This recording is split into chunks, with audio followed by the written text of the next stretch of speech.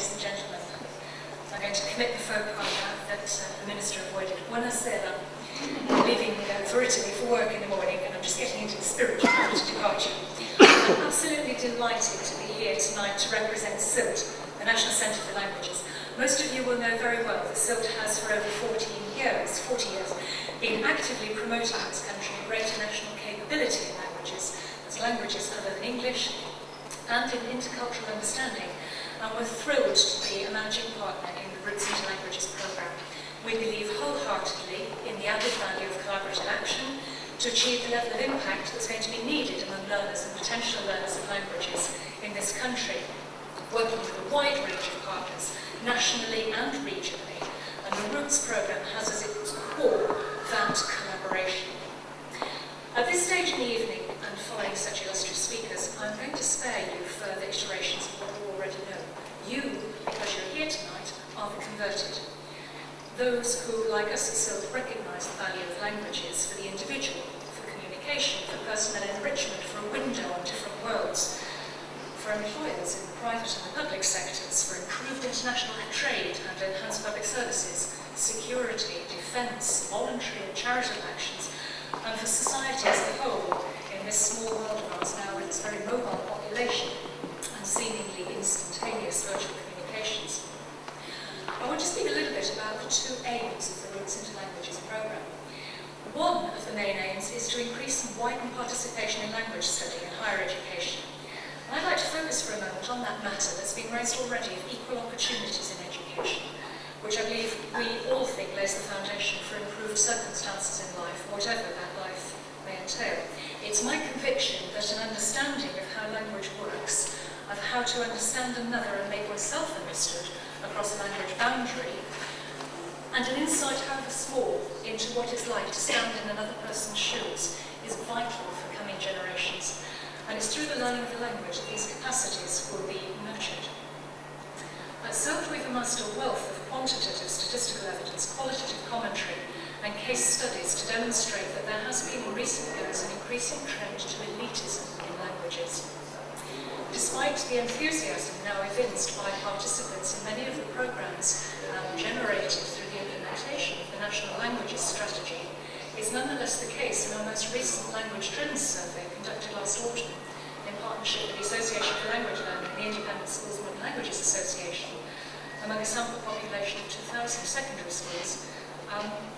We found that in participation in languages, that participation is higher in selective schools, grammar schools, in schools with high educational achievement, schools who have pupils from an advantaged social background, and schools in London and the south of England, the more affluent areas of our country. In the maintained sector, over half the secondary schools surveyed have fewer than 50% of their students studying the language in Year 11, the GCSE year.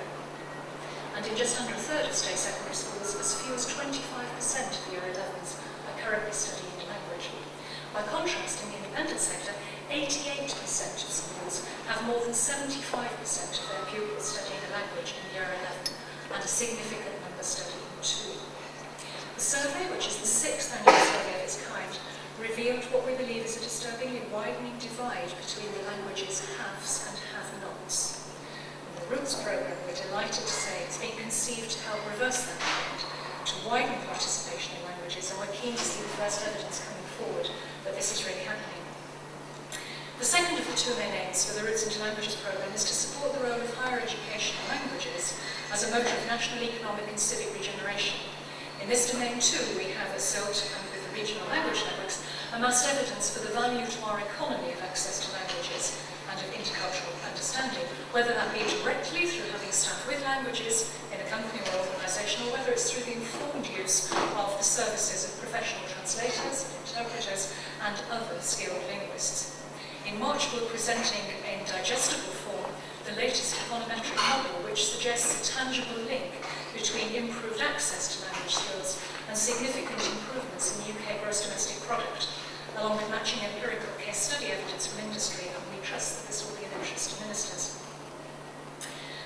Our Talking Sense research conducted with multinationals in the UK, France and Germany pointed very clearly to a number of compelling arguments for improving our languages capacity. A recruit offering languages, this is a recruit going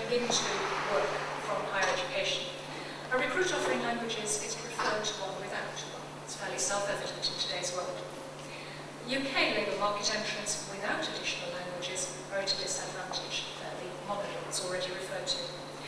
And the UK is consequently increasingly underrepresented in elite markets, labour markets. And some inward investors in the UK, attracted to this country because of the wealth of languages initially, are looking to succession planning and wondering how much longer they can remain in the UK and be assured of the language skills they need. So there are some very exciting things ahead, but there are some serious points underlying the rationale for setting up the Roots programme in the first place. And the broadening and the strengthening in time of numbers of language learners, both non-specialist and specialist, should help reverse these trends, and will be eager in the pursuit of evidence to demonstrate this in the years to come. Promoting a greater national capacity in languages in this country is fraught with paradox. On the one hand, we want learners to feel that absolute fluency is not necessarily the goal, unattainable as that is anyway, but rather that even a little can be useful. This is undoubtedly so, but it can't detract from the continuing need for highly educated linguists, native speakers of English, to work in our language professions.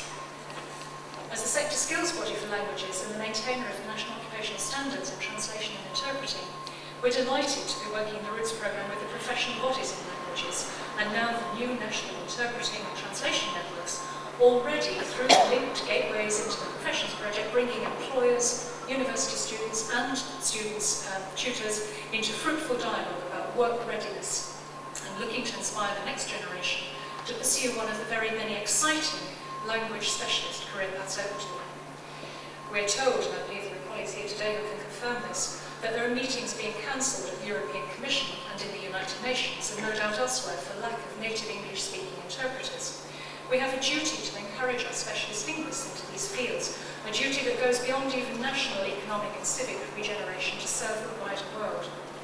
And back here in England, in our diverse society, we have an enormous task ahead of us, and this is where languages have such an important part to play in social cohesion. In convincing those with languages other than English in their home environment of the value of personal, professional, financial, and for the greater good of society of other languages. People skilled in those languages can reach every part of our society.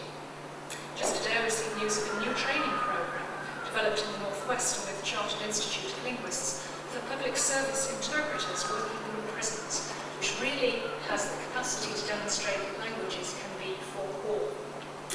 We eagerly await the first signs that the national networks and the regional consortium, informed by the Roots Research Project findings, are beginning to have positive impact in respect of learners and those who guide them and influence them.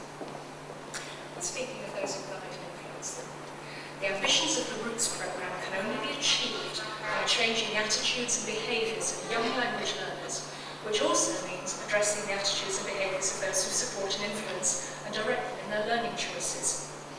The media are key to this, and some of you may have heard the interview yesterday. Another example of collaboration, links that we have with the learning curve were magnificently exploited by our colleagues in the Roots programme in Southampton, ably supported by Svetlana in the Interpreting Network, and of course the students who stole the show, as they always will. It was a wonderful way to get the message across just ahead of the launch today.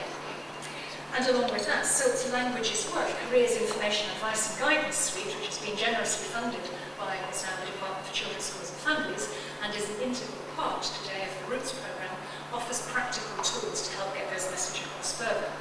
We've just published the new Languages Work Activity Guide. There it is, lots of copies on the table.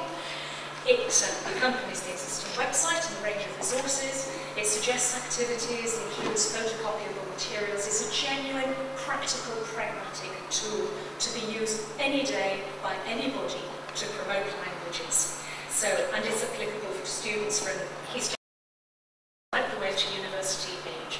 So do take a copy before you go tonight. Do make good use of it wherever you go from this magnificent building today. A few little thoughts for you, and I'll end as I began, trying to get my mind ready for Italy tomorrow. Mille grazie di mi avete ascoltato così pazientemente. Vado ora a passare la parola alla mia collega.